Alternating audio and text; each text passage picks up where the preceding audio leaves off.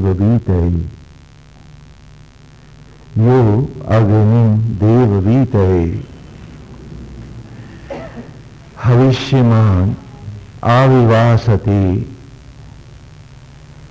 यो अग्निं देववीतये हविष्यमान् आविवासते तस्मै पावक मृलय। यह माने यो माने यह माने जो अग्नि अपनी ब्रह्म अग्नियों में देववीत है, व्याप्त हो गए, डूब गए उसी अग्नियों के देवत्व में, अपनी आत्मा से अद्वैत कर गए।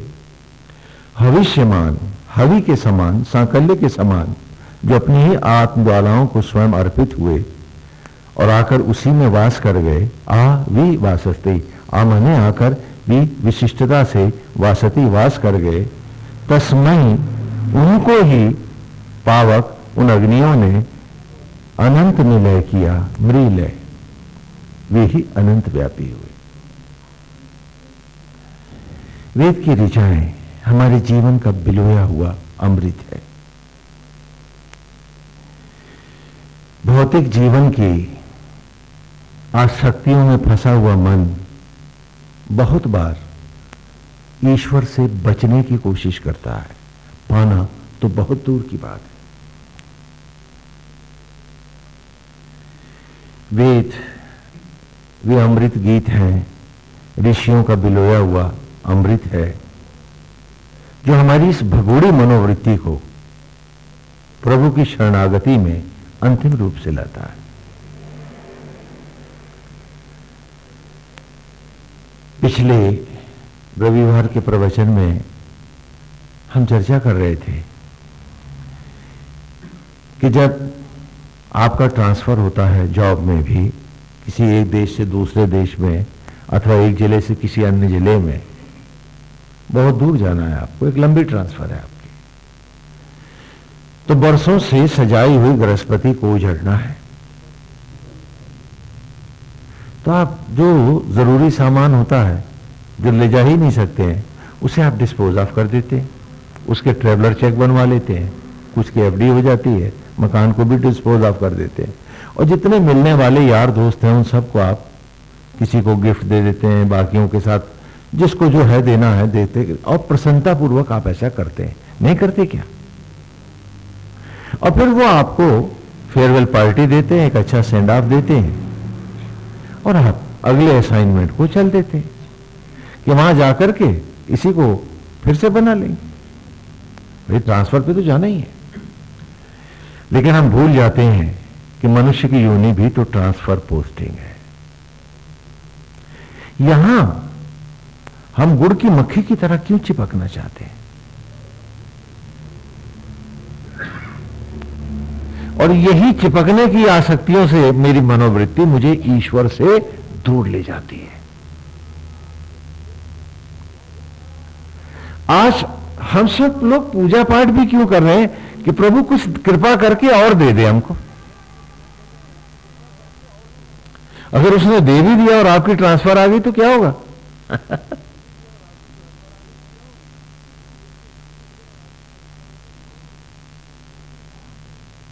ये हमें कोई सोचता नहीं है। व्यवहारिक जगत में हम सब बड़े समझदार हैं। ट्रांसफर पोस्टिंग को लेकर के कोई हमें दुखी नहीं होता है। कोशिश भी कर लेते हैं जो रुकना चाहते हैं, और जब नहीं रुक पाते तो जाना ही पड़ता है। तो हम भी यहां अस्पतालों में काफी कोशिश कर लेते हैं, फिर जाना ही पड़ता है। हाँ? बच पाते हैं क्या? तो व्यवहार जगत में, आसक्त जगत में, मिथ्या जगत में हम बड़े समझदार हैं, और सत्य जगत में हम कतई ना समझ हो जाते। और ऐसे ही गहरे अंधेरों में जब खो जाते हैं हम, तो ये वेद की ऋचाएं ही हैं जो हमें फिर रोशनी की ओर लाती हैं, हमें हमारे जीवन का सत्य दिखलाती है। भगवान शिव आदिदेव है। ऋग्वेद का आरंभ भी इन्हीं की स्तुति से हुआ है जब हमने पहले ऋषि की पहली ऋचा का आरंभ किया, अगनिम ईले पुरोहितम यज्ञस्य देवम ऋत्विजम होतारम रत्नधातुरम, कि अग्नियों के अधिपति प्रलय के देवता महाशिव, उन्हीं को सबसे पहले अग्निम के रूप में हमने ग्रहण किया। सनातन धर्म ने किसी सस्ते उपचार की कल्पना नहीं की, वरन पूरी ईमानदारी से अपने को पढ़ने की बात कही। लेकिन कालांतर में समयों के साथ नए नए पूजा पद्धति, पूजाओं के नए नए ढंग आने लगे। अपनी सांप्रदायिकता में जाकर के उसके रूप और भी अधिक, अब हम कैसे कहें कि विकृत हो गए। और समय के अंतरालों के साथ, धर्म के साथ भी जब नाना पंथों में दुनिया बंटने लगी, तो धर्मों को शब्द का प्रयोग होने लगा, जबकि वेद ने कहा धर्म एक है, दो नहीं होते। और कुछ ऐसे ही धर्मांतरण की चर्चा भी समय के साथ शुरू हो गई कि धर्म की आड़ में सारे भूमंडल पर अपनी सत्ता का लोभ धर्म को राजनीति की ओर ले जाने लगा, कि सारे विश्व पर धर्म एक राजा बनकर बैठ जाए, जबकि धर्म तो राह दिखाने के लिए है, सत्ता के लिए नहीं। अंतिम सत्ता अर्थात आत्मा से जोड़ने के लिए। लेकिन हम उसको भूल गए।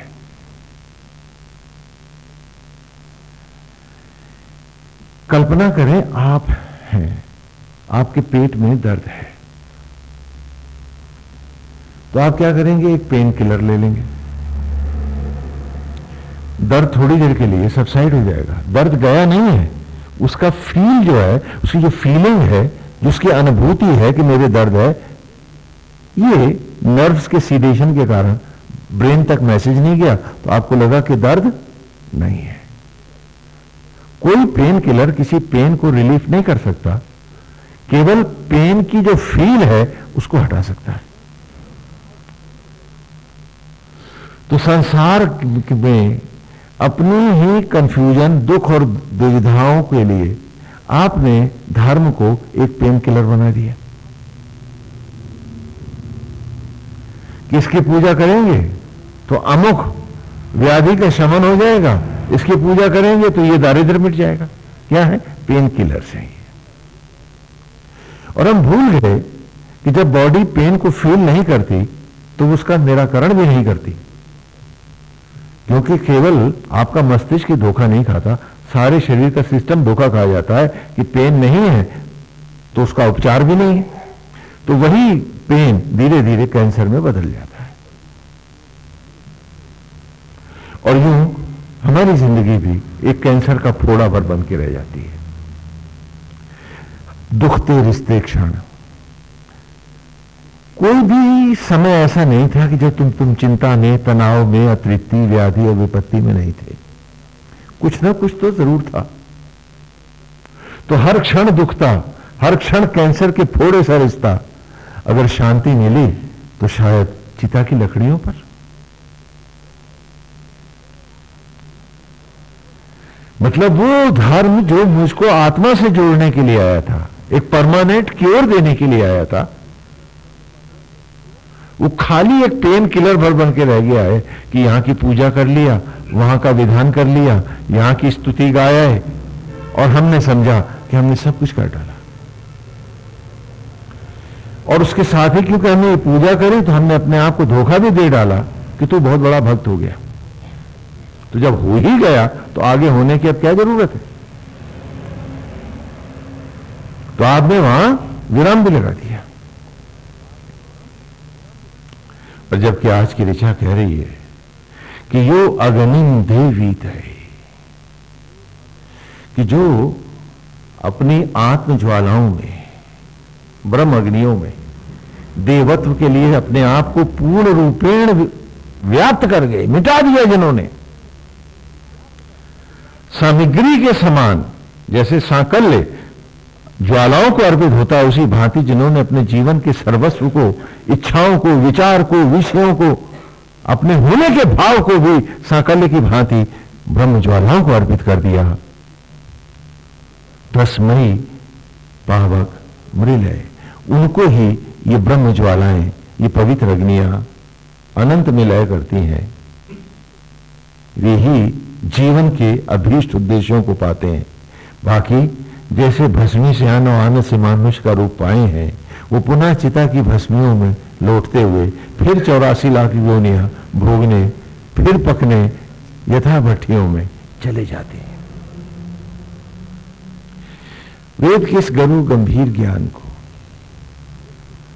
गुरुकुल में बच्चों तक सरल और सरस कर लाने की जो प्रक्रिया थी, उसी ने आदि देवों को मानवीय स्वरूप भी प्रदान किया, जो अजन्मा है, जो अविनाशी है। हां, उनको भी लीला अवतरण हमने कराए। क्यों? क्योंकि जब छात्र को ईश्वर में ही व्याप्त होना है, संपूर्णता से, समग्रता से, तो ईश्वर में छात्र व्याप्त कैसे होगा? क्योंकि वो तो मनुष्य है। तो फिर जब तक मैं पहले ईश्वर को भी उसके समकक्ष नहीं लाऊंगा, वो हर क्षण का अद्वैत कैसे कर पाएगा? इसी में लीला ग्रंथों और कथाओं को का प्रगति हुआ। विद्या की देवी सरस्वती होगी, गरु गंभीर उसके जीवन के सत्य को हम सरसता से, सरस्वती है ना, तो सरस बना करके इस अमृत ज्ञान को छात्र तक लाएंगे। समय के साथ जो हमारे पढ़ाने की जो परिपाटियां थी, आगे चलकर उन्होंने संप्रदायों का रूप पाया, तो उनके रूप थोड़े हटते चले गए। संप्रदाय धर्म नहीं होता, संप्रदाय तो एक राजनीतिक पीठ होता है, वो राजतंत्र है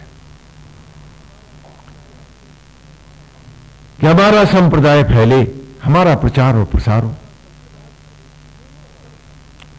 तो उसके बाद क्यों हो?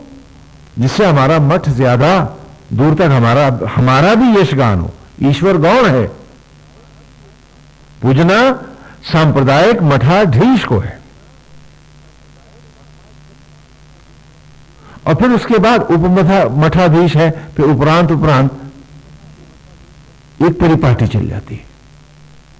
तो जो मूल स्वरूप धर्म का है उसका लोप हो जाता है, और गौण स्वरूप जो है वो नए नए झिलमिलाते हुए आवरण के साथ प्रकट होने लगता है, और समय के अंतरालों के साथ ये बढ़ता चला जाता है। जैसा कि पहले भी हमने कहा कि संत सदा निर्मल होता है और पंथ मतवाला हाथी। और ये पंथ का मतवाला हाथी पहले अपने ही संत को कुचलता है और फिर जनता को बांटने चल देता है। और इसको उदाहरणों से भी हमने स्पष्ट किया था कि क्राइस्ट क्रूसीफाई हुआ गरीब गरड़ियों को आजादी दिलाने में, कि इनको भी मानवीय अधिकार दो। यहूदियों ने कहा ये तो गुलाम है, गुलाम रहेंगे।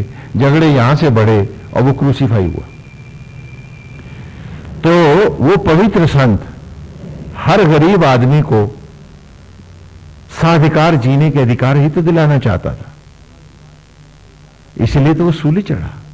लेकिन उसके जाने के बाद फिर जब धर्म ने पंथ का रूप पाया, तो वो पंथ राजनीति के साथ सारी दुनिया को गुलाम बनाने के लिए क्रिश्चियन बनाने चल दिया, और वो आज भी चल रहा है एक प्रॉक्सी वार के रूप में। वो गरीबों को भी स्वतंत्रता दिला रहा था, आजादी दिला रहा था, और उसके बाद पंथ तमाम देशों को गुलाम बना रहा था, जिसमें आपका कंट्री भी था। आप एक लंबी गुलामी में रहे हैं उनकी भी।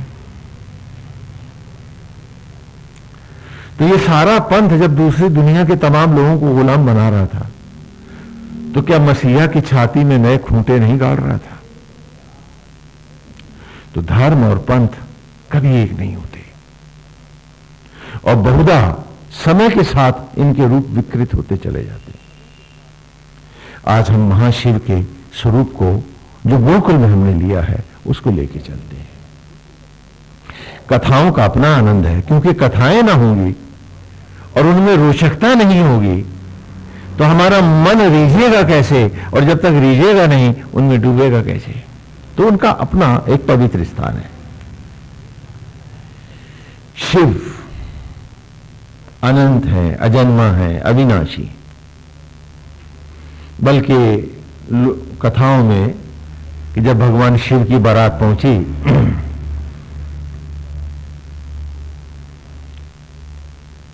तो उन्होंने पूछा कि भाई शादी होने जा रही है तो इनके पिता का नाम बताओ।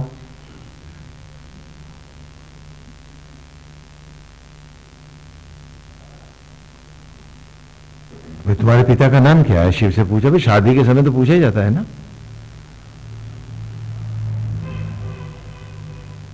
तो नारद जी ने कहा इनके पिता का नाम विष्णु है। बोले विष्णु के पिता का नाम बताओ। अबे तीन ही तो आदि देव है। तो नारद ने कहा उनका नाम ब्रह्मा है। तो उन्होंने फिर पूछा कि ब्रह्मा जी के बाप का नाम क्या है? तो बोले भंडारी खुद बोले ये क्या बैठा हूं मैं तुम्हारे साथ हाँ क्या बैठा हूं तुम्हारे सामने? ये सुंदर कथाओं के पीछे कि केवल कथा न रहे, हमें अपने जीवन के रोम रोम में इस सत्य को बसाना है। यहां पाने की बात नहीं है, सब कुछ न्यौछावर हो जाने की बात है। क्यों? क्योंकि ये मनुष्य की योनि तो ट्रांसफर पोस्टिंग है, जाना तो पड़ेगा। तो यहां कुछ शिव जैसा कर जाएं, कुछ शिव जैसे होके जी लें और शिव में ही व्याप्त हो, सही गंतव्य को चले जाएं, बस। और पाना क्या है यहां?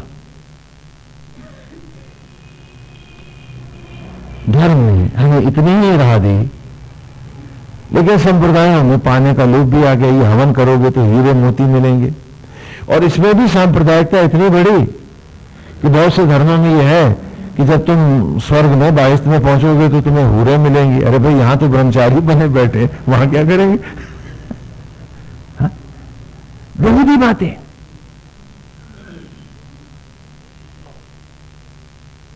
ना समझी की बातें, लेकिन जिसमें आप ज्यादा आसक्त हो सकते हैं, संप्रदाय उसी को सजा बजा के आपके सामने लाता है। जबकि धर्म में कथाओं का उद्देश्य था बालक को उसके जीवन के अमृत का दर्शन कराते हुए उसके जीवन को मांझना, उसे सुंदर बनाना, जिससे वो धरती पर शिव से कम कुछ भी ना हो, शिव बन के ही जिए और शिव सा सबका कल्याणकारी, अतिशय कल्याण करने वाला पुत्र हो हमारा, है ना। आज तो हम पढ़ा रहे हैं काहे के लिए? अच्छी नौकरी, बढ़िया तनख्वाह और मोटी। जितनी बढ़िया घूस लाएगा उतना बढ़िया, उतना सफल है। शिव न बने, शैतान का महाशैतान हो। इसलिए संभवतः ये रूप धर्म का आपको बहुत अच्छा न लगे, हो सकता है, लेकिन ये मत भूलिए कि ट्रांसफर आने वाली है, उससे पहले तैयारी तो करनी पड़ती है कि ये मटेरियल ही सब कुछ नहीं है। और इस फुलिश थॉट के साथ इतना ना इंपॉर्टेंस दे लेना कि तुम्हारे भीतर की राह हमेशा हमेशा के लिए बुझ जाए। आज आप में हर बेटी कहता है स्वामी जी पूजा में मन नहीं लगता, चिंताएं बहुत सताती हैं। तो मैं आपको कैसे बताऊं कि आपका पूजा में मन लगता है? क्योंकि जिनकी चिंता आपकी पूजा में अवरोध बनी है, पूजा आप उसी की करते हैं। क्योंकि जिस चीज को आप महत्व देते हैं, ध्यान तो आपको उसी में लगता है। तो अमुक वस्तु की चिंता में जब आप बैठे हैं तो ईश्वर बहुत बौना है आपके जीवन में, उसका महत्व, उसका महत्व नहीं है। चिंता आपकी महान आस्था और भक्ति को दिखा रही है कि ब्रह्मा जी ने बहुत से जीव जंतु बनाए, एक पशु ब्रह्मा ने नहीं बनाया था, आसक्ति पशु, धन पशु, वो आप सब बन गए। बोले ब्रह्मा क्या करेगा, हम खुद ही बनने जाती, और आपका ध्यान सिर्फ इसी में है।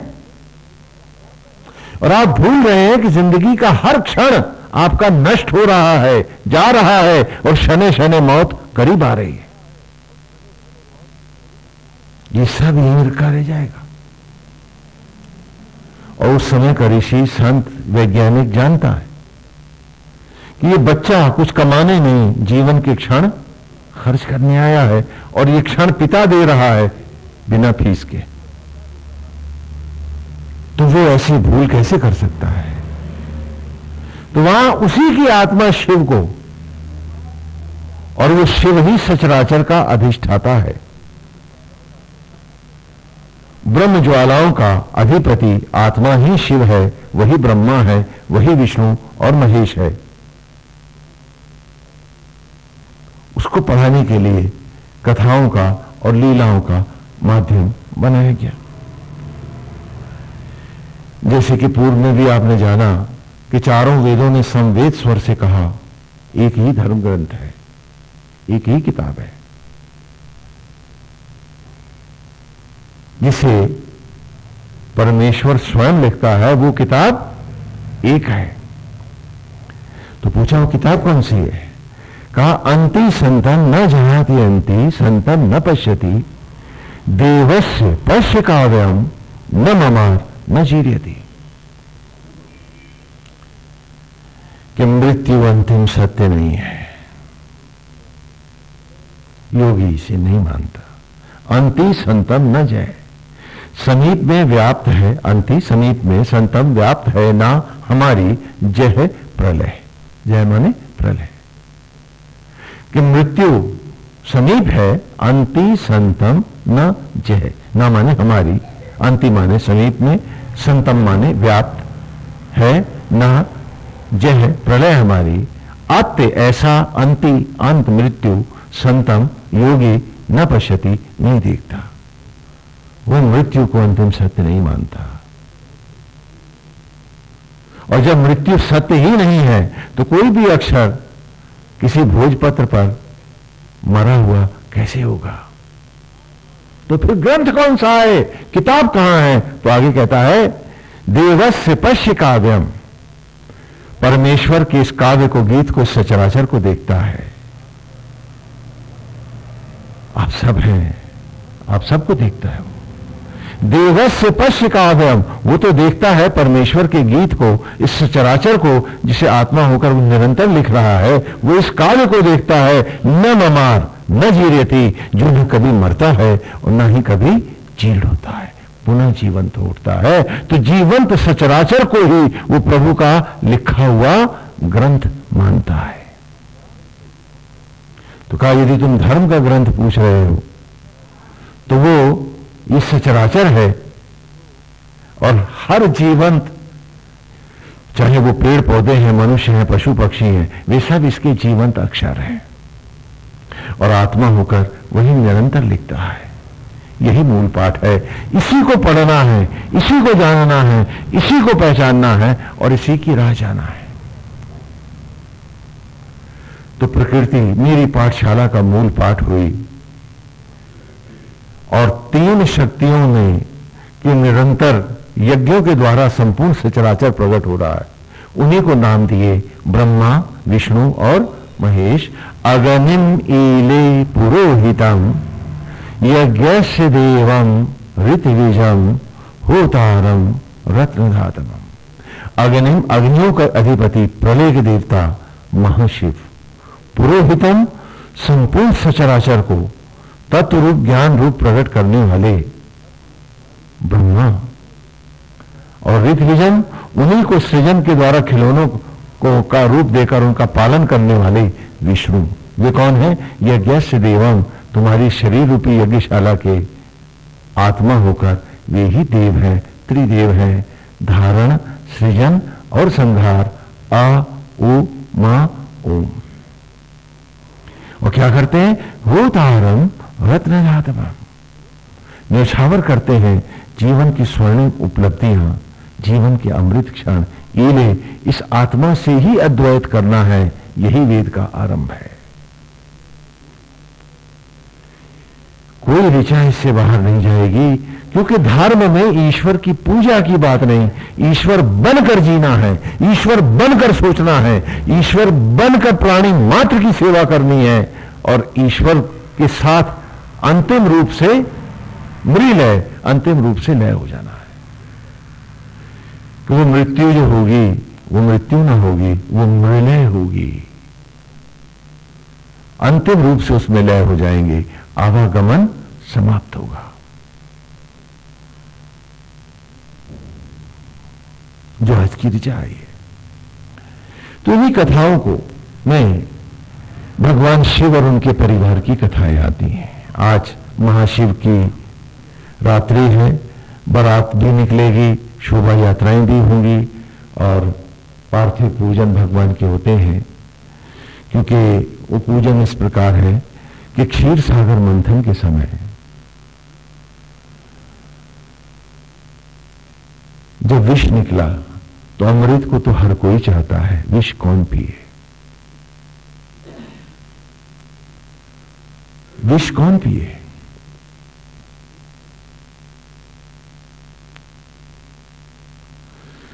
विष्णु ने कहा कि वो नहीं पिएंगे।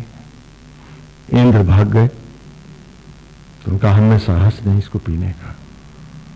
और उस विष का जब तक विनाश ना हो, सचराचर निर्भय कैसे हो?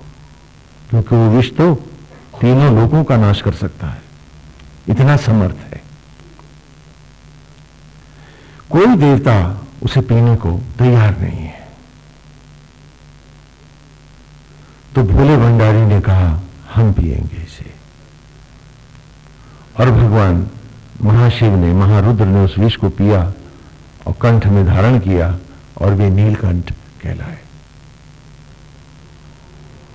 वेद में भी पिछले ऋषि में हमने एक बड़ी सुंदर ऋचा में इसको गाया और उसका विस्तार भी किया। उसको दोहरा लेना। क्षीर सागर अश्री ग्रमेंद्र ते गिरा ऋचा, मधुचंद्र ऋषि की, पिछले ऋषि की, पूर्व ऋषि की है। अश्री ग्रमेंद्र ते गिरा प्रति त्वाम उद्हासत अजोषा वृषभम पतिम। अश्री, श्री माने उत्पत्ति, अमाने रहित, उत्पत्ति से रहित हुआ अर्थात नष्ट हुआ। ग्रम विष, ग्रम माने विष। अश्री ग्रम, वो उस विष का विनाश हुआ। हे महान, हे रुद्र, ते गिरा, जो तेरी जिह्वा पर आया, जिसे तूने पी लिया। अश्री ग्रमेंद्र ते गिरा, कि उस विष का विनाश हुआ जो तेरी जिह्वा पर आया। प्रति त्वाम उद्हासत, और उसके बदले में तुमने सचराचर को मोद, मंगल और आनंद दिया। संपूर्ण सचराचर को सुख प्रदान किया। अजोषा वृषभम पतिम, कि हे बैल पर आरूढ़ होकर जाने वाले, हे वृषभपति, तेरी ये कथा अजर अमर हो गई, सूरज की पहली किरण हो गई। अजोषा वृषभम पतिम, कि आज भी यज्ञ की ज्वालाएं, ब्रह्म ज्वालाएं, सारे समाज के त्याज मल को ही तो पेड़ों के गर्भ में, प्रलय की अग्नियों में पवित्र करती हैं, तो दुर्गंध सुगंध होती है, पतन पुनः पावन हो जाता है, और वही जीवन की धड़कन बन जाता है। आज यदि प्रलय की अग्नियां विष को अमृत में न लौटाती, तो किसके घर संतान होती, कौन पेट भर भोजन पाता? किसका वंश चलता, किसका घर होता। हाँ, ऋचा का भाव ले कि आज भी तो समाज के त्याज को जो विसर्जित आप कर आते हैं, जड़ें उसी को तो खाद के रूप में खींचती हैं और प्रलय की अग्नियां उसी को तो जलाती हैं और उस विष को ही तो अमृत बनाती हैं। तभी तो फल है, तभी तो अन्न है, तभी तो जीवन है। यदि महाशिव आपने ऐसा न किया होता, वहां वो ऋषि कह रहा है, तो आज ये जीवन, ये सचराचर क्यों का निरंतर हुआ होता।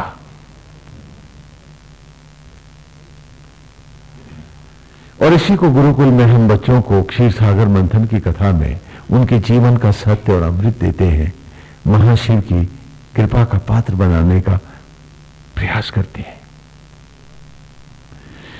कि देवासुर संग्राम चल रहा है अति भयंकर।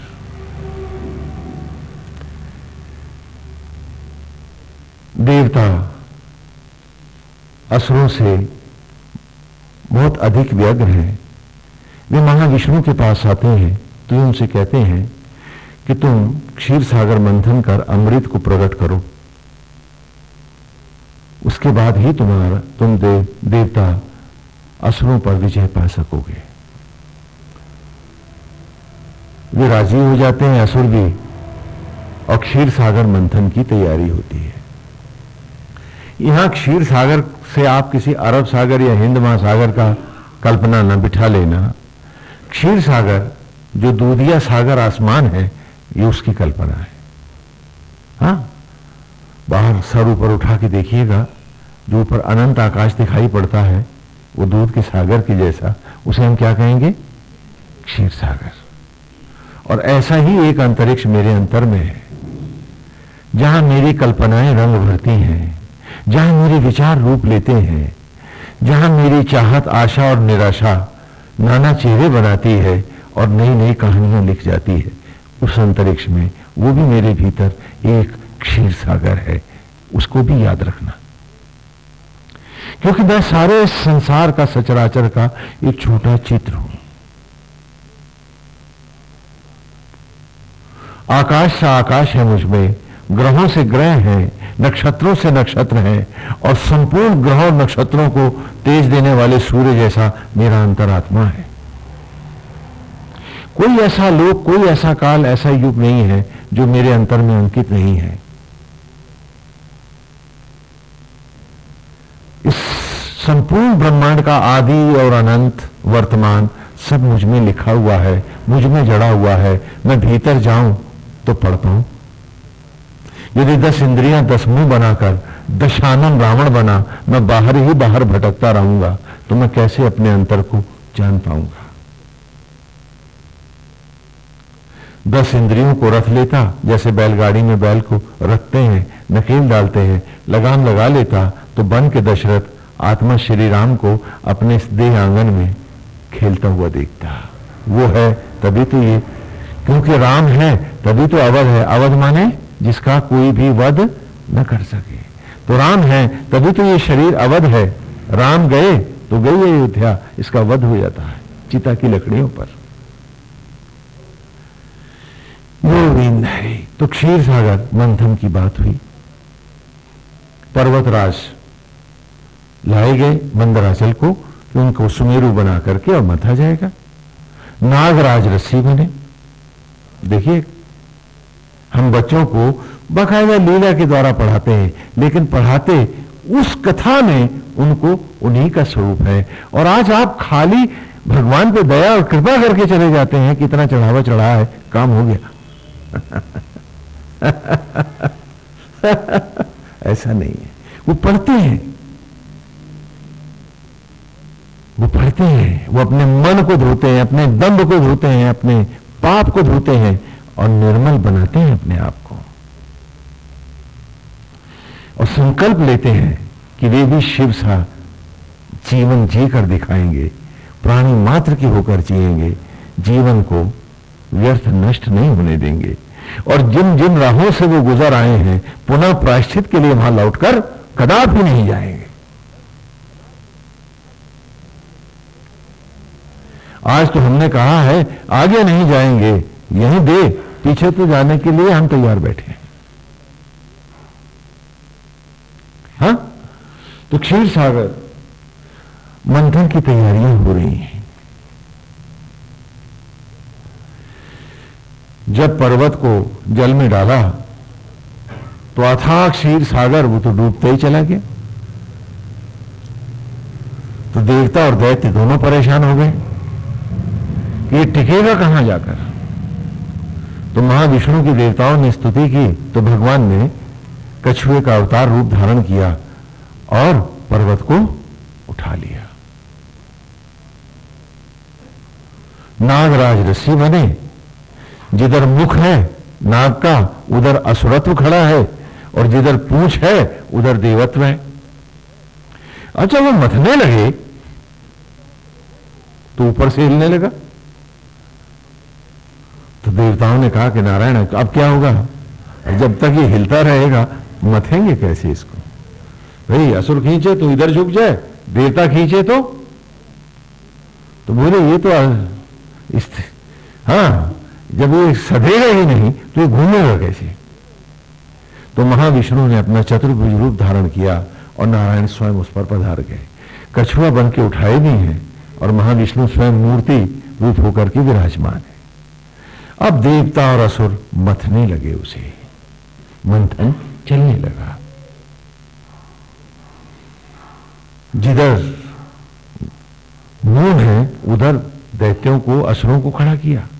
कहने लगे ये देवता जो है ना ये बहुत चालाक है, हाँ, कि जिधर से वो आग उगलता है और डसता है उधर असुरों को दे दिया जगह।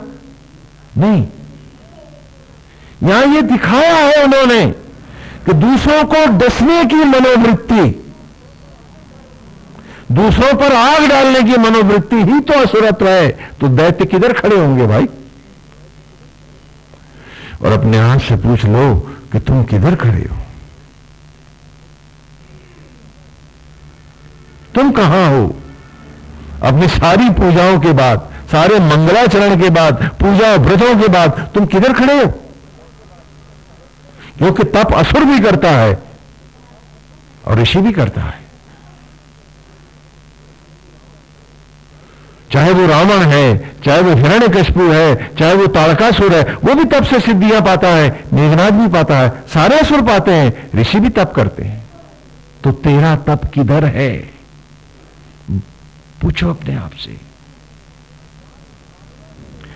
बात साधना की नहीं है, बात कहां खड़े हो तुम इसकी है। क्योंकि सुर और असुर, ऋषि, देव, गण, यक्ष, किन्नर सारे तप करते हैं। तुम अकेले तप नहीं हुए हो, तुमसे अच्छा तप करते हैं। तुम कहां खड़े हो, अपनी अवस्था देखो।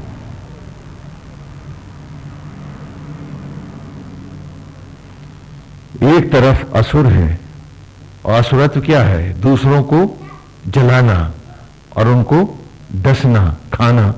तो जिधर नाग का मुंह है उधर देवता होना चाहिए या दैत्य, तो वो सो है। और पूछ से विसर्जन है, त्याग है, और त्याग ही तो देवत्व का नाम है। तो देवता है। ये दिखा रहा हूं मैं बालकों से कि भूल करके भी इन मनोवृत्तियों की तरफ मुंह ना कर देना, इधर न खड़े हो जाना, अनजाने में भी असुर हो जाओगे। और जो जो तुमने तप में पाया है वही तुम्हारे विनाश का कारण बनेगा। क्योंकि रावण की सिद्धियां रावण को का नाश करती हैं। ना सिद्धियों का दम्भ होता, ना वो लड़ता। हिरण्यकशिपु की सिद्धियां उसे मिटाती हैं, तो तप ही तो उसे मिटाता है। तो प्रभु से ऐसी दया मत मांग बैठना जो मिटा दे तुमको। वो तो दयालु है, भोले भंडारी दे देंगे, लेकिन देखना अपनी अवस्था सही कर लेना कि कहीं वही सिद्धियां, वही पूजाएं तुम्हारी तुम्हें मिटाने पे ना उतारा है।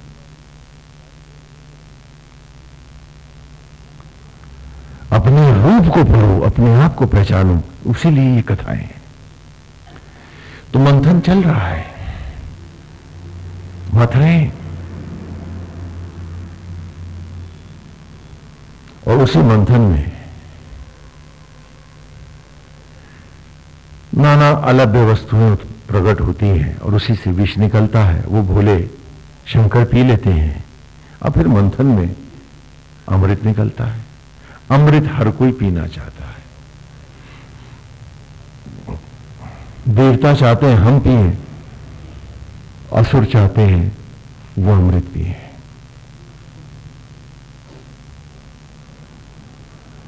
दोनों में छीना झपटी शुरू हो जाती है और 4 जगह जो अमृत के कण गिरते हैं, आज वहीं पर कुंभ पर्व 4 स्थानों पर लगते हैं,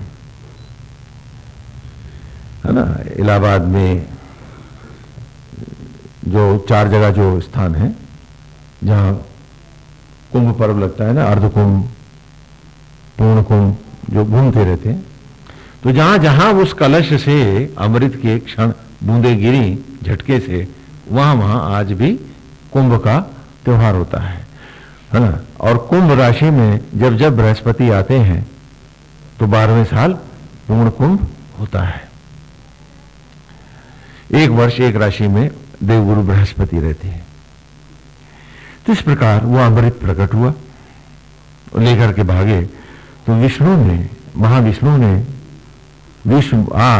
सुंदरी का रूप धारण किया और एक हाथ से असुरों को वो मद्यपान कराने लगे और देवताओं को अमृत पिलाने लगे। राहु नाम का असुर इस छल को समझ गया और वो देवताओं के बीच में रूप भर के बैठ गया, सूर्य और चंद्रमा के मध्य में आके बैठ गया और उसने भी अमृत पी लिया।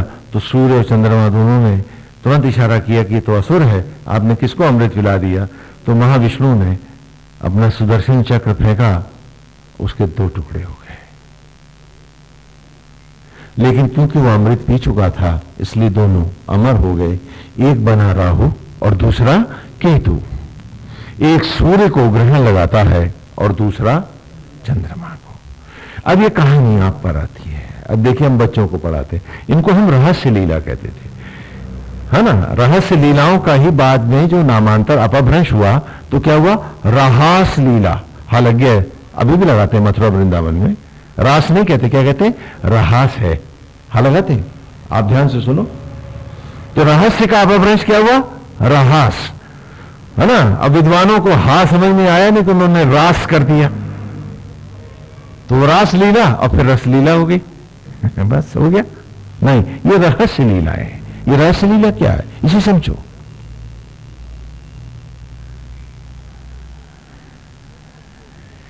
कि ये तो हमने लीला सुनाई, अब लीला के रहस्य पे आएंगे। हर लीला के साथ एक रहस्य जुड़ा हुआ है। तो बाद में बच्चों को ऋषि इसी नाटक के बाद उसका रहस्य पढ़ाते हैं कि हमारा जीवन ही तो क्षीर सागर मंथन है। हर व्यक्ति मथ रहा है अपने ही, काल समय ही रस्सी है।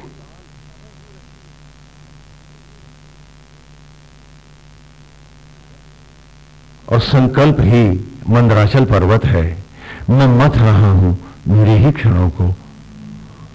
विष्णु ही मुझे मट्टी से मनुष्य लाए हैं और वही मेरे मस्तिष्क पर विराजमान है। तो स्थिर है ये जीवन और यूं मथ रहा, क्योंकि वो सांस क्षण और धड़कन न दे तो मेरी कोई कमाई मुझे अगली सांस देती नहीं है।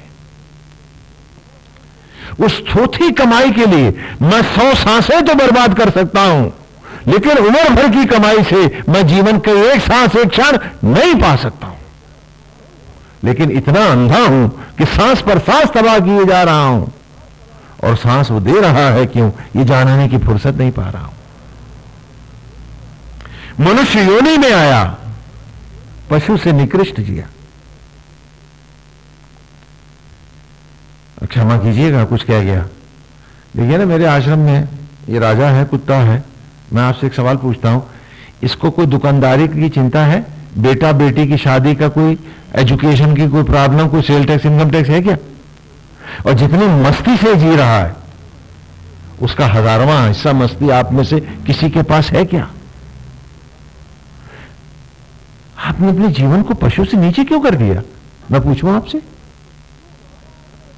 क्यों गवाया आपने राम को? क्यों शिव भूल गए आपको? क्यों जीवन के उद्देश्यों से आप अलग हट गए? और जिस स्तर पे आज पशु भी नहीं जीता, हम लोग जी रहे क्यों? और उसमें भी चौधराहट है, उसमें भी दम्भ है कि हम बहुत अच्छा जी रहे। एक सवाल है कि जब सारी उम्र की कमाई से तुम एक दिन जिंदगी का ला सकते हो क्या, तो फिर पशु से नीचे जिए हो क्यों? प्रश्न मेरा है। इसलिए वेद ने कहा ह्यूमन रियलाइज्ड इज ह्यूमन। मनुष्य तभी मनुष्य होता है जब वो मनुष्य तत्व को पाए, और वो वेद है। तुम्हारी वो पूजाएं, क्या कहूं, पेन किलर्स, जो तुम अपनी पीड़ाओं के लिए पूजाएं कर रहे थे, वो पेन किलर ही तो दे रहे थे अपने आप को। वो कोई साधना, कोई भक्ति नहीं थी, वो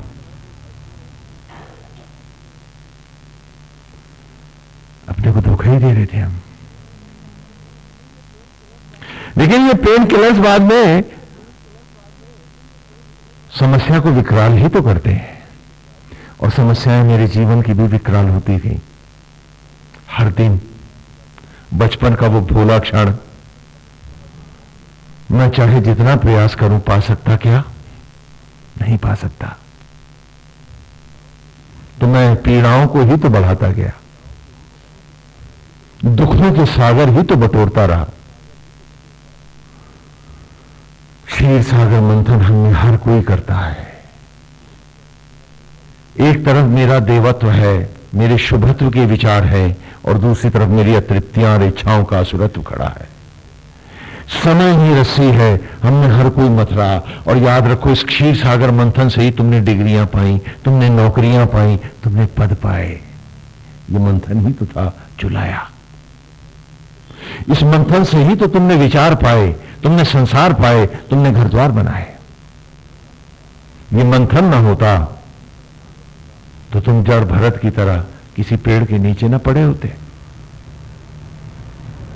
हमें हर कोई मथ रहा है, यही तो मंथन है। अमृत निकला कौन पिए, असुरत्व अथवा देवत्व।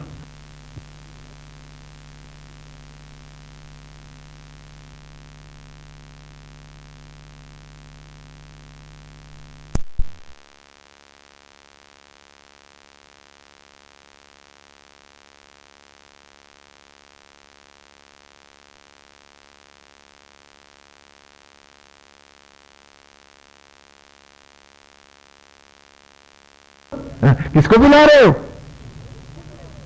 अरे किसको बुला रहे हो? विष्णु भी हैरान है, बैठा है आत्मा होकर भीतर, कि क्या किए जा रहा है। कि हर मंथन से निकलता है अमृत, तो कुछ और मटेरियल ला दूं। कोई सेवा नहीं, कोई तप नहीं, उस पर नछावर होकर जीने का एक उन्माद, एक नशा नहीं है, वो रोमांच नहीं है। तो बोले आज तेरे जग पर हम बिछ जले, आज ये नशा करेंगे, ये भाव नहीं है ना, ना ये भाव नहीं। अमृत को, असुरत्व को पिला दूंगा, भौतिकताओं को पिला दूंगा, देवत्व को प्यासा रखता, और कहूं और फिर तपस्वी बनने का नाटक भी करूंगा। क्या बात है, कैसी विचित्र बात है। कहते हैं विलोम कभी पर्यायवाची नहीं होते, और मेरे जीवन का हर विलोम पर्यायवाची बना हुआ है। कैसी विचित्र बात है।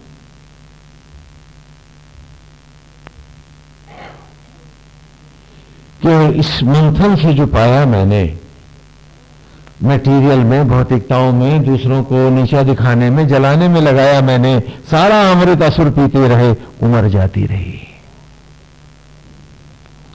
और मुझे लगा कि मैं बड़ी शानदार जिंदगी जीता हूं, मैं बहुत सही हूं, और भगवान को तो मेरी बात अब माननी ही पड़ेगी, सर के बल खड़ा हो जाएगा, मेरी भक्ति क्या की। कैसी विचित्र बात है।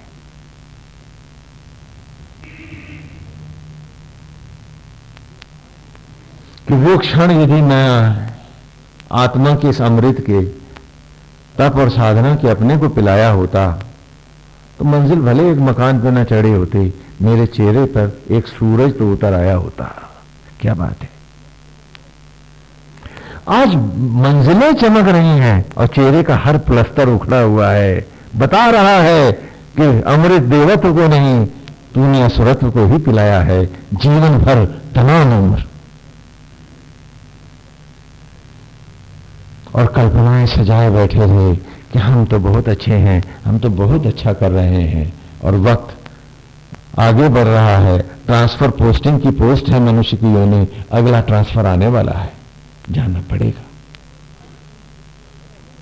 अगर तुम अजर अमर होते तो भी मुझे समझ में आता कि चलो भाई ठीक है, ये असुरत्व के साथ ही जीना चाहता है, असुर जितना जीवन भी नहीं तुम्हारे पास। हाँ? एक मनुष्य की क्षण भंगुर होनी है, नफे तुले दिन है, और हम फिर भी बड़े आराम से बैठे हैं कि जो आए असुरत्व को दे दो, देवत्व को प्यासा रखो। हां, देवत्व से कुछ और मिले तो असुरत्व को दे दो। क्या बात है। चंद्रमा कहते हैं मन को। हाँ? संस्कृत में इंद्र माने चंद्रमा और इंद्र माने मन। तो चंद्रमा कहते हैं मन को और सूर्य कहते हैं आत्मा को।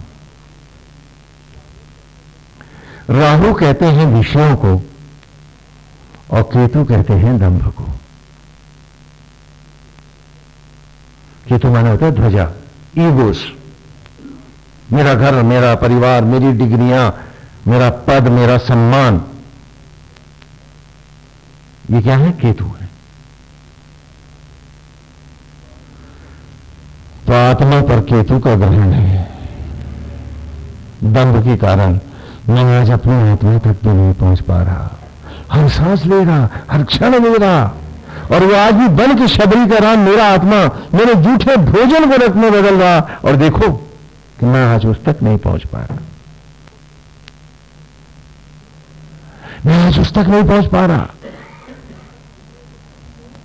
दुनिया के किसी कोने से बात कर सकता हूं और न अपने उसको सुना सकता हूं, न उसके सुन सकता हूं। नहीं, मुझसे जरा दूरी तो गिनो। अब फिर भी बड़े आनंद से बैठा हूं कि जो कर रहा हूं वही ठीक है।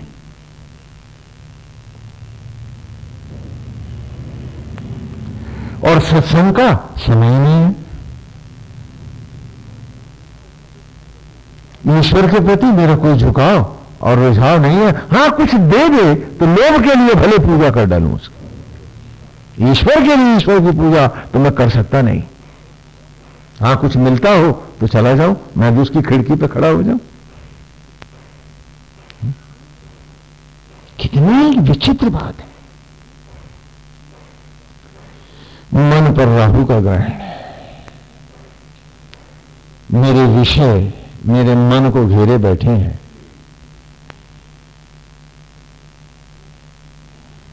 अभी परसों ही एक भक्त कह रहे थे, स्वामी जी आपका प्रवचन तो अच्छा लगता है लेकिन विषय तो नहीं छूटते। उन्होंने एक बड़ी ईमानदार बात करी, अपनी जो वस्तु स्थिति थी दिखलाई। हमने कहा उसी के लिए तो सत्संग है और समझदारी की बात है, क्योंकि सारे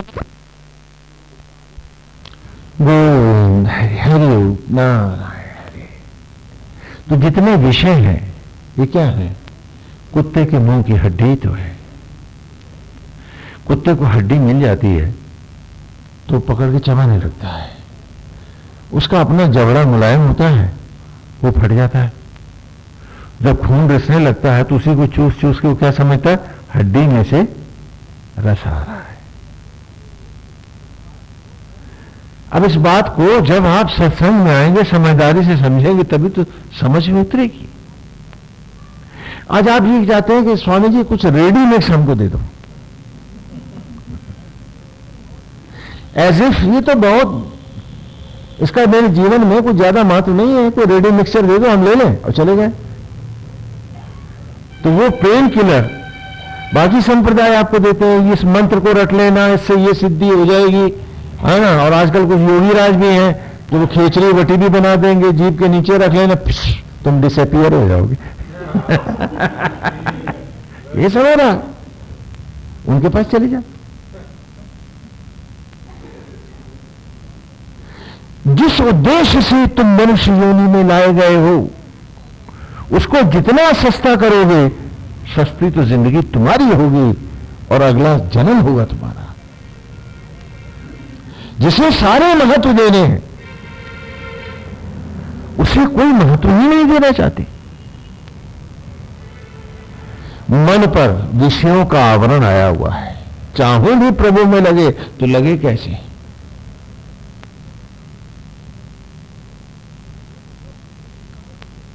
क्यों? क्योंकि चिंताएं जो खड़ी हैं, और जबकि चिंताएं ये दिखा रही हैं कि you have more importance to the material problems. तुम्हारे प्यार से कहीं ज्यादा बड़ा प्यार तुम्हारा भौतिक विषयों में और वस्तुओं में है, तभी तो तुम्हारा ध्यान नहीं लग रहा। क्योंकि यह ध्यान लगने की बात नहीं, ध्यान डूबने की बात है, ध्यान झूमने की बात है, ध्यान का नशा होने की बात है, रोमांचित होकर एक बहुत ही मस्त जिंदगी की बात ध्यान है। ध्यान का अर्थ क्या है?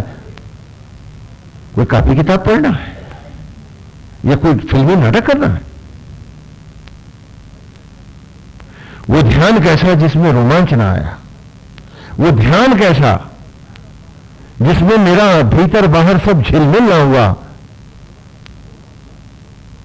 और रोम रोम में रस न बरसा? तो फिर ध्यान क्या आया? वो तो नाटक हुआ। और क्यों हो रहा है ऐसा? क्योंकि मन के पास ज्यादा इंपॉर्टेंट विषय है। ईश्वर तो बड़ा बौना है, उन विषयों की पूर्ति की वस्तु हो सकता है, माध्यम हो सकता है, लेकिन मेरे जीवन के उद्देश्य विषय हैं, ईश्वर तो माध्यम भर है। उससे मतलब क्या है? हां ला दे, दे दे, धन्यवाद। तो मेरा प्यार कहां है राम से? मैं कहां शिव को मानता हूं? मैं तो विषयों को मानता हूं, अपनी जरूरतों को मानता हूं। भगवान से तो मेरा दूर दूर का कोई नाता नहीं है। और तब भी आश्चर्य देखो कि वो मेरी जूठन को आज भी रक्त में बदलता है। मैं सो जाता हूं, वह आत्मा होकर सोता नहीं है, रोम रोम मुझे जिंदा रखता है, मेरे सारे शरीर को सड़ने देता नहीं है। हटते ही उसके लोग कहते हैं राम नाम सत्य है, हरि का नाम सत्य है। कि सत्य वही था, वो गया, अब तो ये मट्टी जा रही है, उसका नाम भी नहीं है, फलाने की मट्टी है। और जीते जी ये मट्टी मट्टी न दिखी, इसी को दुनिया सोना सब कुछ बनाए रहा और नारायण को मट्टी बनाए रहा। क्या बात है? तो मन पर विषयों का आवरण आया हुआ है और आत्मज्ञान पर केतु जमा बैठा है, ग्रहण लिए हुए, कि करोड़ों जन्मों का ज्ञान मेरे पास है, क्योंकि हर युग का साक्षी है वो जो मेरा अंतरात्मा है। हर दिन की पहचान है उसे, हर ग्रह और नक्षत्रों का स्वामी है वो, जो आज मेरे जूठे अन्न को शबरी का प्यार देता, मेरे भोजन को रक्त में बदल रहा, मुझे रोम रोम जिला रहा। लेकिन आज मेरा उससे भी, क्या कहते हो आप लोग, 36 का आंकड़ा है। हा? कोई मुलाकात नहीं है। मैं उससे जानना भी नहीं चाहता हूं, खाली पूजा के लिए इसलिए आना चाहता हूं कि कुछ और दया हो जाए और कुछ बुराई, कुछ अशुभ आ रहा हो तो वो टल जाए, पड़ोसी के घर चला जाए, मेरे से हट जाए, बस।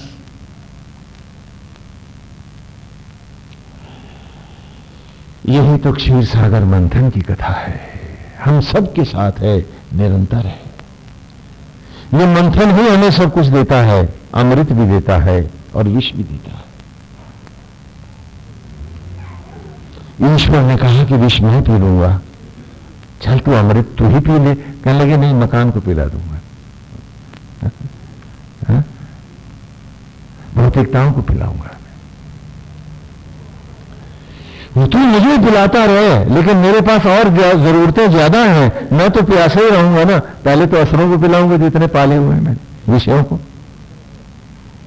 वो पी लेता जो अमृतमय है, तो आज ये ऋचा सार्थक हो गई होती, जो आज की वेद की ऋचा हम पढ़ रहे हैं कथा के साथ।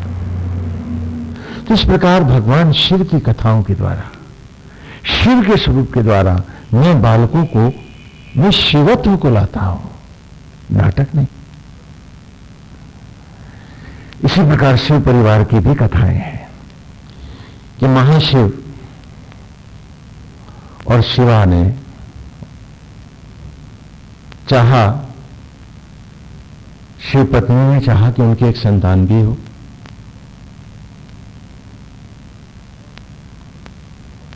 और ताड़कासुर को, ताड़क को मारने के लिए देवों को भी एक सेनापति की जरूरत है, ये विचार हुआ। जो आजकल आप महाशिव पुराण और ओम नमः शिवाय सीरियल देख रहे हैं, उसमें कथाएं आई, इसलिए मैं कथाओं का विस्तार नहीं करूंगा। एक अच्छा इलेक्ट्रॉनिक मीडिया है, आप लोगों को कथाएं अपने ढंग से दिखा रहा है, रहस्य हम बतलाया देंगे। तो शिव और शिवा ने, मां भवानी ने चाहा,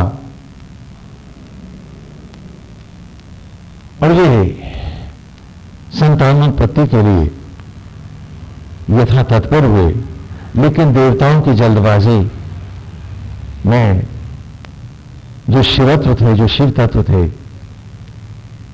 वो गंगा नदी में जाकर बहने लगे। कथा जो आजकल सुना रहे हैं आपको। और फिर वे नदियों में बहते गए, और तब उनको 6 माताओं ने पाला, और इस प्रकार भगवान कार्तिकेय का प्रागट्य हुआ। तो इस कथा के मूल में भी किसी युग में हम बच्चों को पढ़ाते थे कि परम पिता परमेश्वर शिव ने और उनकी धर्मपत्नी ने, पार्वती ने चाहा कि ताड़नाओं का, पीड़ाओं का विनाश हो, एक शिव का ऐसा पुत्र हो। तो वो शिव के बीज ही तो थे जो नदियों में बहे, ऋतुओं ने, 6 ऋतुओं ने पाला। तो कितनी माताएं हुई? ऋतुएं कितनी है? बोलो बोलो, 6 हैं। हाँ, तो 6 ऋतुओं ने पाला, और वो बीज ही तो थे जो आज वन्य संपदा बनकर तुम्हारे चारों तरफ खड़े हैं। ये शिव की पहली संतान है परमेश्वर की। आज तो आप जंगलों की ठेकेदारी करते हो, हम जंगल रिजर्व करते हैं, आप काट के बेच देते हो। अपने भाइयों को काटते हो, अपने अग्रज को काटते हो, पुण्य कमाते हो। हम गुरुकुल में बच्चों को पढ़ाते हैं, क्योंकि प्रकृति ही धर्म ग्रंथ है, इसके रोम रोम से बनना है, तभी तो शिव का रूप होना है, शिव बन के जीना है, और शिवत्व में तस्मै पावक मृलय, लय होकर दिखाना है।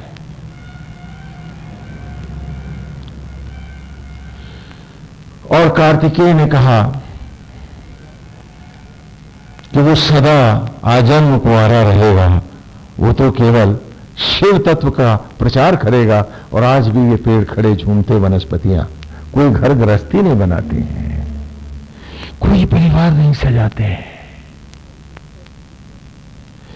उत्तर से दक्षिण तक ये लहलहाते वन, ये पेड़, ये पौधे, यही तो शिव के पुत्र हैं। जो इनको नहीं पहचानता वो शिव को क्या जानेगा।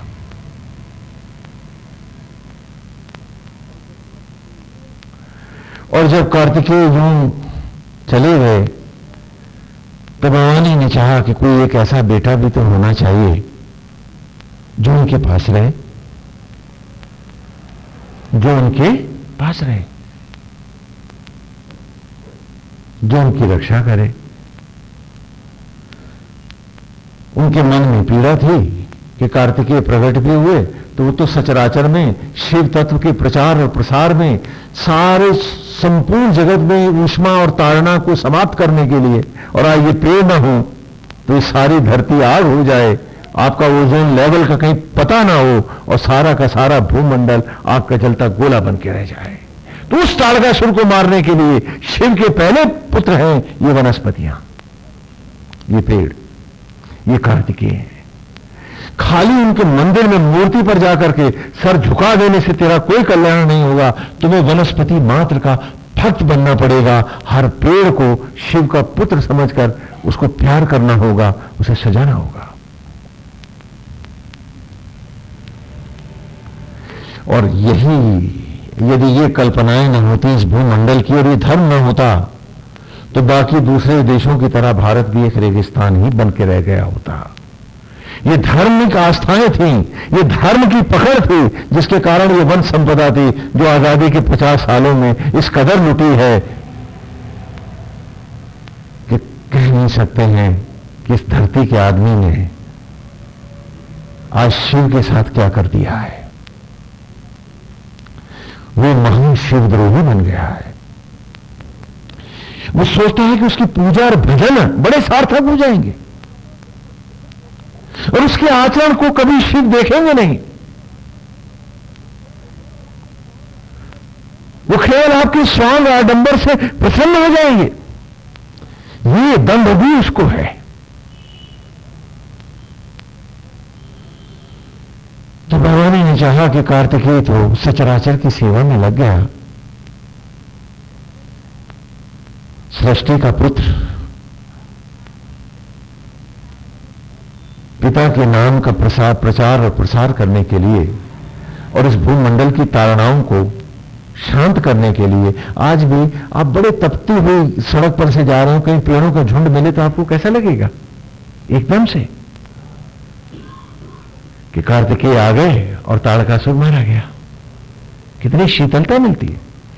जब आप लोग पहले यहां कुर्सी रूप पे आते थे, बहुत अच्छे घने पेड़ थे, तो शहर से निकलते आपको यहां कैसा लगता था? देखिए, कल्पना कीजिए इसकी। ईश्वर से इतना दूर मत भागिए कि ईश्वर भूल जाए आपको। बहुत हो चुका, समझाइए अपने आप को। और तब उन्होंने इसी विचार में उन्होंने उपटन बनाया। हाँ, नहाने गई थी ना मां, तो उपटन जानते क्या का बनता है? आटा है, हल्दी है, चिरौंजी है, हाँ वही खाद्य पदार्थों का बनता है। तो उसका उपटन बना के उन्होंने अपने बदन को मला और मलने के बाद ये उपटन उतारा नहाने से पूर्व, तो ढेर फिर इकट्ठा हो गया। तो ऐसे ही उन्होंने सोच रही थी कि एक बेटा होता तो उन्हें उसी उपटन से एक खिलौने बना दिया, बालक का रूप। और शिवा के मन में आया कि कितना अच्छा हो यदि आज इसको प्राण मिल जाए, चलो यही मेरा बेटा हो जाए। हाँ, ध्यान से सुनो मेरी कहानी को। यदि शिव के मर्म को समझना है तो बहुत ध्यान से सुने। तो आटे के उपटन के जो बालक को भवानी ने प्राण दे दिए, शिव का ध्यान करके उसे प्राण पल्लवित कर दिया और वो बालक जीवित हो उठा। और ये भगवान विनायक की मंगल मूर्ति है। शिव के दूसरे पुत्र हैं भगवान गणेश, गणपति। एक बात पूछूं मैं आपसे कि वो जो उन्होंने बालक बनाया था पार्वती जी ने, वो काहे की चीज का बना था? किस चीज का बना था? और आप सब काहे के बने हो? हाँ बताओ। अरे आप सब काहे के बने हो? उसी भोजन पदार्थ के। तो क्या गणेश को भी नहीं पहचानते? क्या इतनी आंखें नहीं रही कि अपने आप को पहचान सको? मैं आपको आप ही की कहानी गुरुकुल में सुनाया करता था कि उस महाशिव की दूसरी संतान ये जीवधारी हैं, आप सब हैं। आज आप उनको उस गहराइयों से नहीं जानते हैं। थोथी भक्ति, नाटक और षड्यंत्र को पूजा बना बैठे हैं। ये सनातन धर्म है। हम ईश्वर की पूजा नहीं कराते, हम हर बालक को ईश्वर बनाते हैं कि धरती स्वर्ग हो जाए। दुर्भाग्य है कि आजादी के 50 साल बाद, आजादी के साथ ही गुलामी में हम बच्चों को पढ़ा नहीं पाए, और एक नया अपना आपका है भारतीय संविधान आ गया कि अल्पसंख्यकों को धर्म ग्रंथ पढ़ाने का अधिकार है। हम पढ़ा देंगे तो प्रिंसिपल से लेकर अध्यापक सबको हथकड़ी लगेगी और जेल चले जाएंगे। मंदिर भी हमारे नेशनलाइज हैं और किसी के नहीं। बड़ी विचित्र बात है कि आज वो गुरुकुल का अमृत मैं आपके बच्चों तक नहीं ला सकता। अच्छी नौकरी, बढ़िया तनख्वाह और मोटी घूस के लिए ही आप सब अपनी औलाद भी पढ़ाएंगे।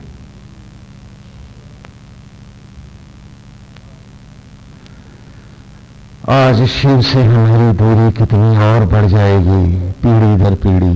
जरा कल्पना तो करो। और क्या हम लौटकर इस तत्व तक आ पाएंगे कभी? ये सोचने की बात है।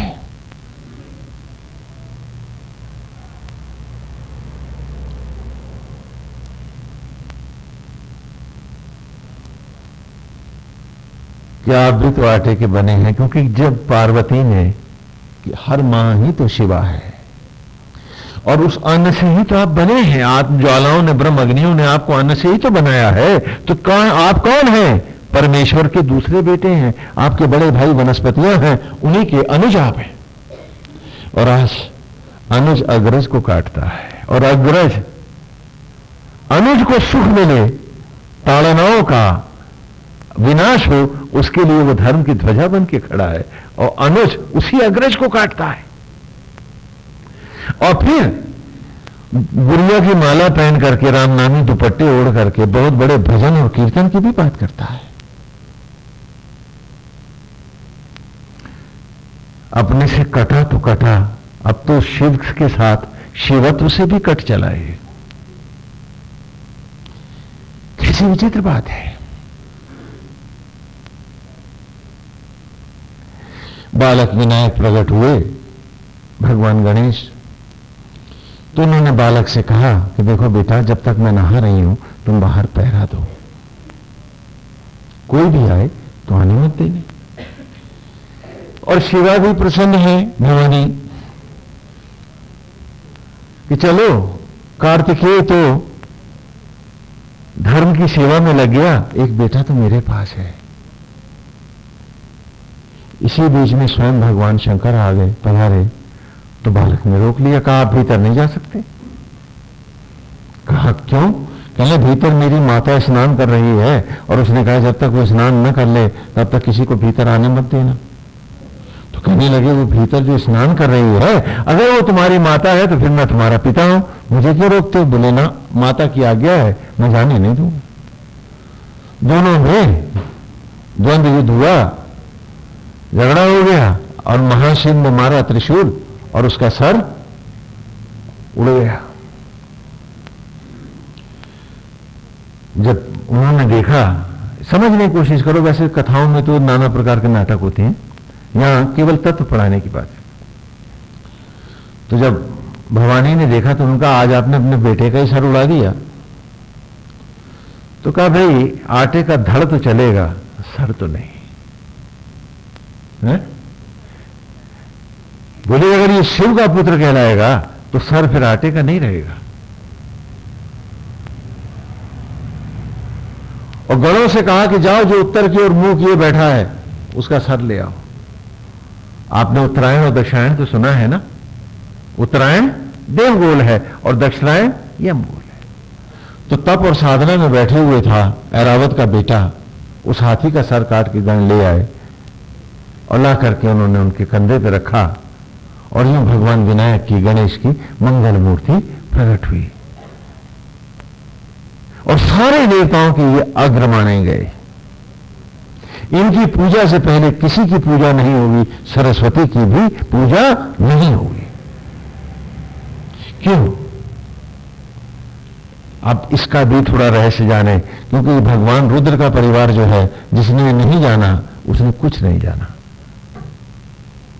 इसे तत्व से समझो। कालांतर में कथाओं को लपेटते लपेटते इतना लपेटा कि कथाएं रह गई, तत्व उड़ गया। हाँ, कथाओं का अपना रस है, अमृत है, खूब लो, खूब पियो, लेकिन पियो ही नहीं, जियो उसमें, डूब के रहो, बाहर ही मत निकलो।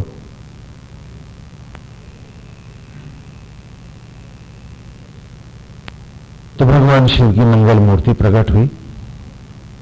कहने लगे कि शिव का पुत्र जो गणेश है, इसका ये रूप क्या है कि हाथी का मुंह है और मनुष्य का शरीर है, बड़ा विचित्र रूप है। कहा कि जिसमें हाथी की मस्ती नहीं वो साधना क्या करेगा।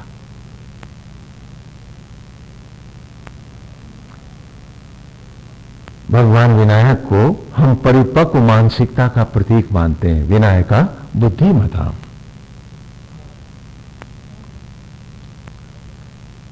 विनायक बल बुद्धि विद्या के पूर्ण माने गए हैं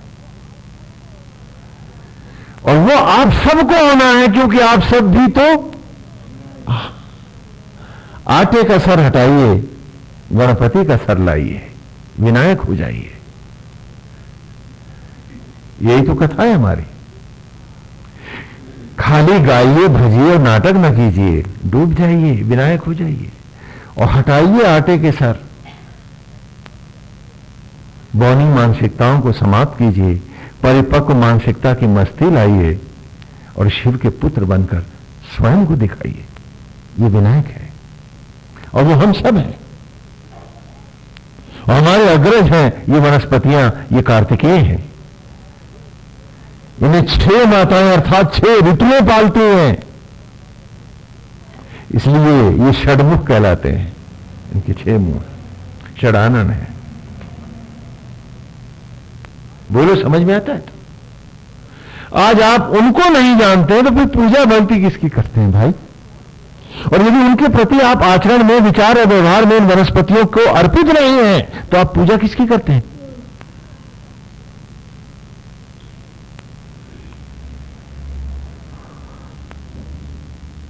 तो भगवान विनायक का क्या है? अब उनके रूप को हम ले लें कि कहा हाथी की मस्ती नहीं जिसमें, उसका जीवन का कोई अर्थ नहीं होता। देखो, आप में से बहुत से लोग गाड़ियों से आए हैं, खुद चला के लाए। मैं आपके सामने एक तस्वीर रखता हूं कि जब तक आपको गाड़ी चलानी नहीं आती थी, ध्यान से सुनिए मेरी बात, जब तक आपको गाड़ी चलानी नहीं आती थी, आप सीख रहे थे, तभी तक तो आपको तनाव था कि कहीं लड़ ना जाए। गाड़ी में आप मोटरसाइकिल ले लें, कार ले लें, बाइसिकल भी ले लें, तो जब तक आपको चलानी नहीं आती थी आप तनावग्रस्त थे ना। तो एमेच्योर लेवल पर तनाव होना स्वाभाविक बात है, बोलो। लेकिन जब आप गाड़ी चलाने में पारंगत हो गए थे, मैच्योर हो गए थे, परिपक्व हो गए थे, then you have been enjoying the driving, उसका मजा ले रहे थे, आप उसे एंजॉय कर रहे थे। आज जिंदगी के हर कदम पे आपको तनाव है। क्या ये बताने के लिए काफी नहीं कि उम्र तो बहुत हो गई, लेकिन जिंदगी की गाड़ी चलाने की तमीज नहीं आई, अभी भी उतनी ही मैच्योर है। सर आटे का है, गणपति आया नहीं है भौतिक जीवन में भी। नहीं तो आप चिंतित क्यों नहीं है? आपको हर समय चिंता क्यों रहती है? आप हताश क्यों हैं? क्योंकि आप मानसिक रूप से बौने हैं। इतने बौने हैं जितने कभी थे उतने अब हैं, उससे अधिक ही बौने हुए हैं। क्योंकि परिपक्व मानसिकता ही सुख का हेतु है। उदाहरण देते हैं, बाग में देखिए छोटे छोटे पौधे हैं, पेड़ हैं। हर पेड़ और पौधे को चिंता है, इंतजार है, माली की जरूरत है, माली की। माली आए, सिंचे, निराई निकाई करे, हाँ, उसकी जड़ों में खाद पानी डाले, नहीं तो वो पौधा मर न जाएगा। लेकिन क्या उस बड़े बरगद के पेड़ को भी माली की जरूरत है? क्यों? क्योंकि उसे माली की क्या जरूरत, उसने तो जड़ें भीतर पानी में डाल दी हैं धरती की, तो उसे मालियों की जरूरत उस पेड़ को नहीं है। लेकिन मालियों को तो उस पेड़ की जरूरत है। बात पलट गई है कि जब मानसिकता तुम्हारी बौनी थी, क्षुद्र बुद्धि थी तुम्हारी, संसार मालियों की चिंता तुम्हें कैसे न सताती, हर कोई तुम्हें पीड़ा क्यों कर ना देता। और जिस दिन जड़ें आत्मा सागर में उतर गईं और विशाल बरगद की मानसिकता तुम ले आए, तो अब तुम्हें मालियों की क्या जरूरत। हां, मालियों को तुम्हारी जरूरत हो सकती है।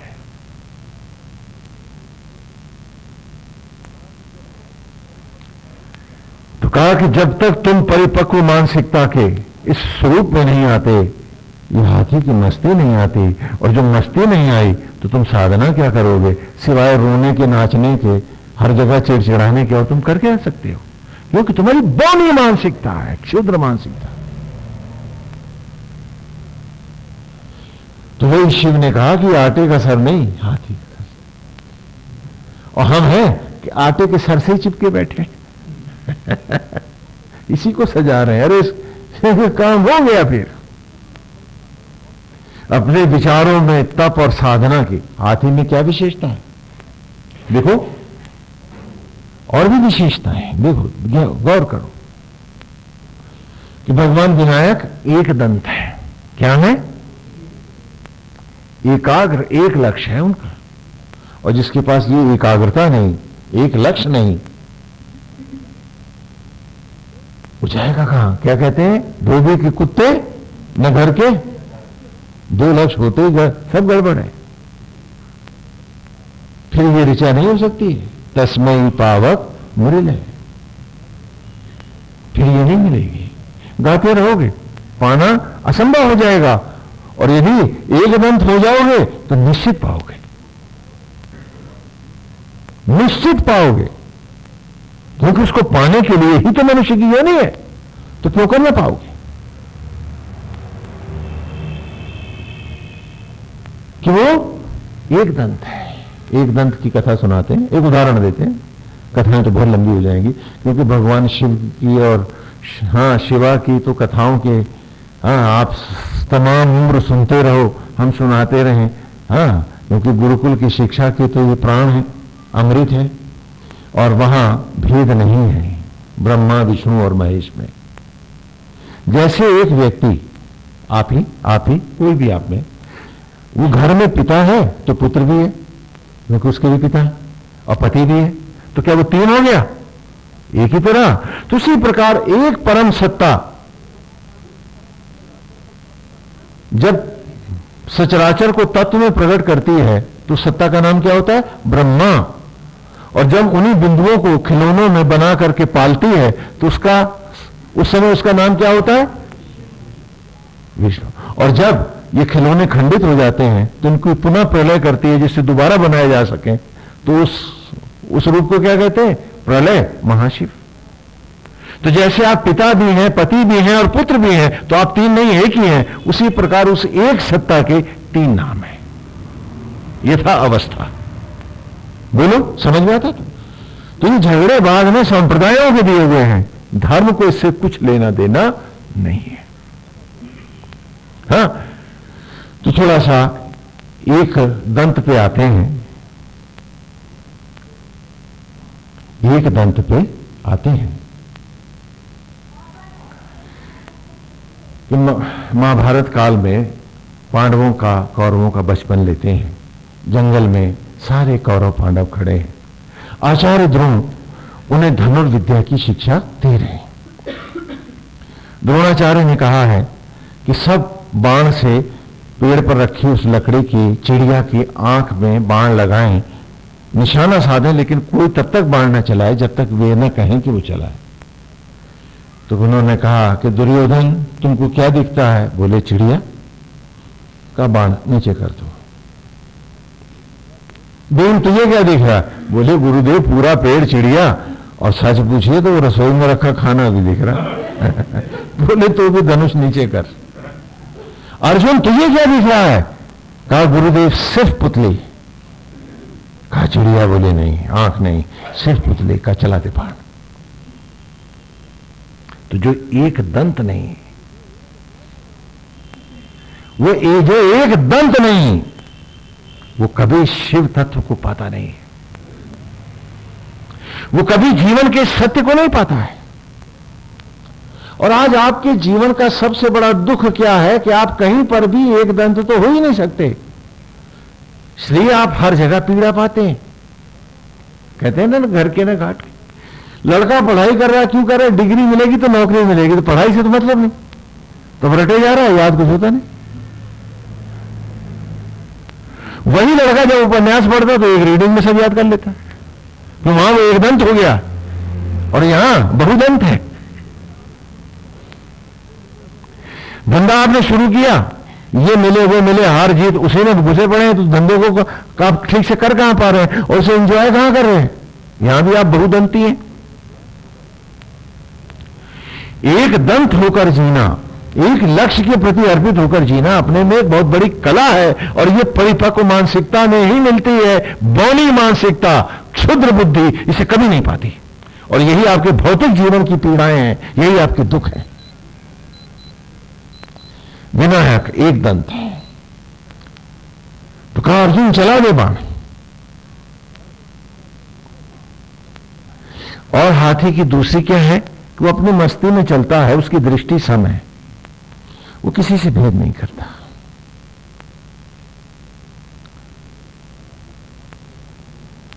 ये दृष्टि सम वाला भी एक उदाहरण देकर दें, अब समय मर्यादा की तरफ जा रहा है, तो इसका भी एक उदाहरण दे देते हैं। एक जंगली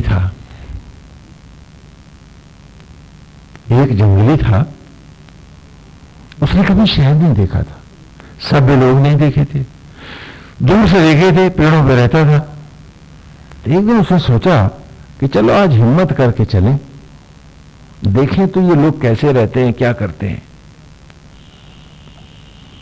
तो डरता छिपता शर्माता सा वो जंगली बेचारा पत्ते लपेटे हुए आपके नगर में घुस आया। उसने देखा कि खिड़कियों में से छन छन की रोशनी बाहर आ रही है। सुना आपने कि बड़ी, उनका भाई ये सब लोगों के पास तो बड़ी विचित्र चीजें हैं, ये पता नहीं क्या वस्तु है, इतनी चमकती है कि बाहर तक रोशनी आती है। जंगली बेचारा जंगली, उसने तो अपना हिसाब किया, गणित किया उसने।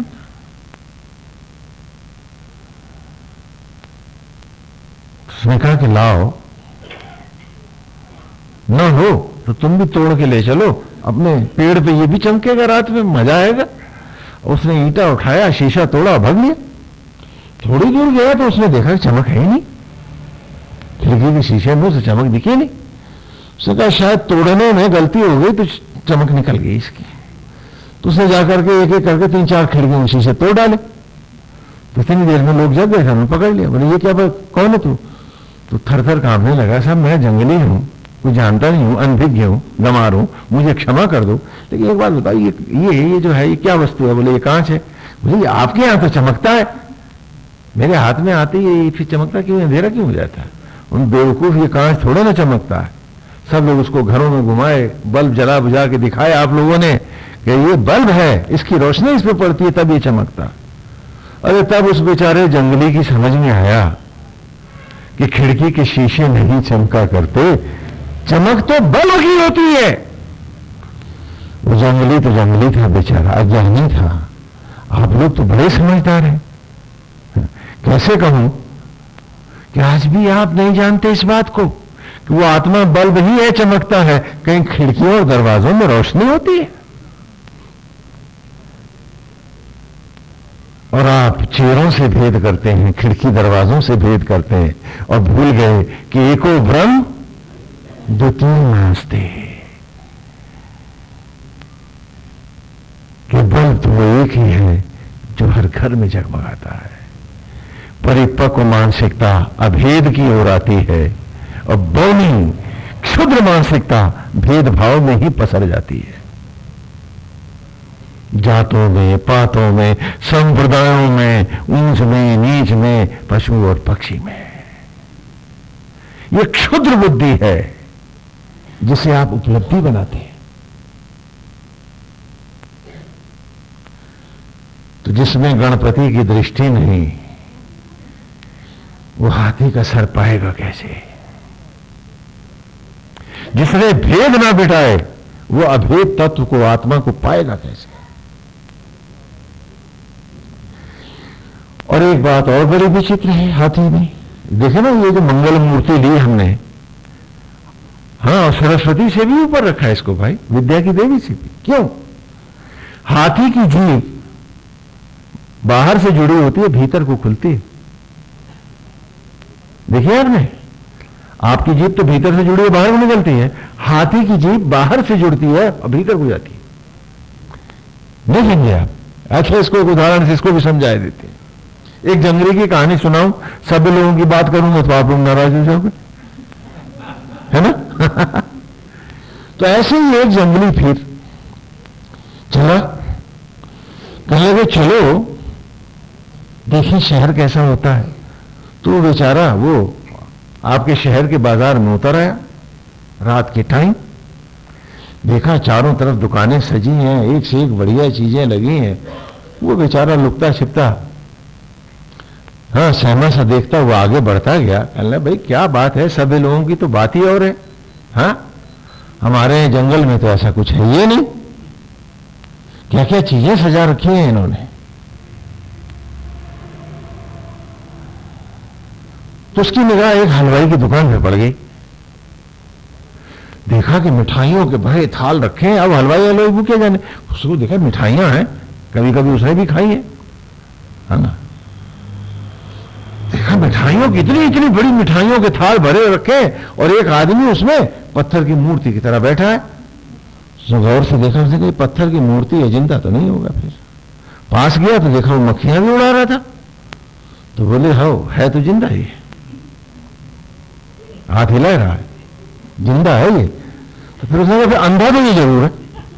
उसने अपने में सोचा, जंगली था, और जाके उसके मुंह के आगे हाथ मारने लगा। उसने कहा बदतमीज क्या कर रहा है ये, देखता नहीं ये क्या कर रहा है? बोले अच्छा तो मैं तुम्हें दिख रहा हूं? बोले हाँ दिख तो रहे हो। बोले अच्छा तो फिर तू अंधा नहीं है? बोले पागल आदमी, मैं अंधा रहा हूं। बोले ये मिठाइयों के थाल भी दिखते हैं? बोले हाँ। तो बोले खाता क्यों नहीं? वो पागल आदमी, मैं खाता नहीं हूं, मैं हलवाई हूं, मैं बेचता हूं। और आप लोग भी तमाम उम्र बेचते रहे कथाएं और अच्छी बातें, खाई तो नहीं पाए। अरे जी भीतर लाइए श्रीमान, और ये पर उपदेश कुशल बहुतेरे के नाटक छोड़िए और इस शिव तत्व को पचाइए, पी जाइए, अमर हो जाइए। यूं उसकी जीभ भीतर को है। एक और उदाहरण यहां दे देता हूं जिससे आपको अच्छे से स्पष्ट हो जाएगी। आपने देखा शतरंज खेलते हैं लोग, शतरंज की एक फड़ है, उस पर लकड़ी के मोहरे हैं, राजा है, वजीर है, हाँ, हाथी है, पैदल हैं, ऊंट हैं, सब लगी है, फड़ लगी है। इस फड़ पर दो खिलाड़ी आमने सामने बैठ के खेल रहे हैं। तस्वीर का ध्यान कर लो। क्या कोई खिलाड़ी ये कह सकता है कि स्वामी जी ये मोहरे गलत चल गए इसलिए मैं हार गया? बोलो, कह सकता है क्या? अगर कोई खिलाड़ी ऐसा कहे तो उसे आप क्या समझदार कहोगे या महामूर्ख? क्योंकि चलाने वाला तो खुद खिलाड़ी है, मोहरे को अपने चलते हैं। बोलो, तो खिलाड़ी का यह कहना कि मोहरे गलत चल गए इसलिए मैं हारा,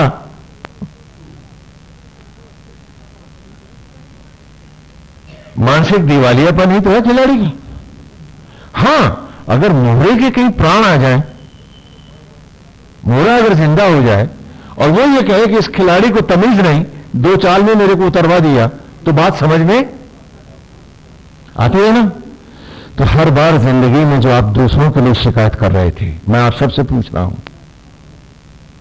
कि स्वामी जी फलाने के कारण मैं हारा, फलाने के कारण मेरे साथ ऐसा हुआ, फलाने ने ऐसा किया तो देखिए आज मेरी ये हालत हो गई। आप खिलाड़ी तो नहीं थे ना, लकड़ी के मोहरे ही तो थे। तो खिलाड़ी होते तो अपने हाथ की और चाल की बात करते, न कि मोहरों की शिकायत करते आप। तो आपकी वो क्षुद्र बौनी मानसिकता ही तो है। क्योंकि खिलाड़ी मोहरे को कैसे कह सकता है कि वो गलत चल गया?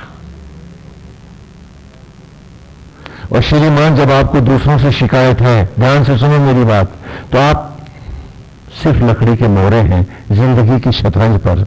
हर हाथ खेलेगा आपको, आप कहां से सुखी हो जाओगे? सदा तबाह रहोगे। यदि आप खिलाड़ी होते तो अपनी चाल के दोष खोजते तो अगली बार आप विजेता होते। तो दूसरों को के प्रति शिकायत ना लाइए, जीत भीतर ले जाइए, कमजोरियां अपनी खोजो।